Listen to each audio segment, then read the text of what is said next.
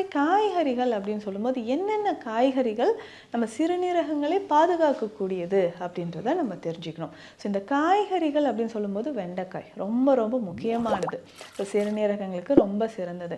இந்த வெண்டைக்காய் அப்படின்னு சொல்லும்போது ஆயில் விட்டு நம்ம நல்லா டீப் ஃப்ரை பண்ணிடுறோம், அதோட சத்துக்கள் எல்லாமே அழிக்கப்படுது.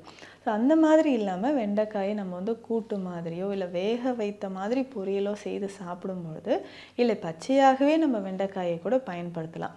சர்க்கரை நோய் இருக்கிறவங்க நிறைய பேர் இதை வந்து நீங்கள் ஃபாலோ பண்ணியிருப்பீங்க. ஸோ வெண்டைக்காயை வந்து நல்லா நீல வாக்கில் வெட்டிட்டு தண்ணீரில் போட்டுட்டு காலையில் அந்த தண்ணீரை குடிக்கிறது. ஸோ அந்த மாதிரி குடித்தாலும் சர்க்கரை நோய்க்கு மட்டுமல்ல, சிறுநீரக பிரச்சனை இருக்கிறவங்களுக்கு, அடிக்கடி யூரினரி ட்ராக் இன்ஃபெக்ஷன், அதுக்கப்புறம் யூரினரி பிளாடரில் இன்ஃபெக்ஷன் வந்து நிறைய பேருக்கு வரும். ஸோ ஆண்களுக்கும் ப்ரோஸ்டேட் கிளாண்ட் என்லார்ஜ்மெண்ட் அப்படின்ற ஒரு விஷயம் ஏற்படுது.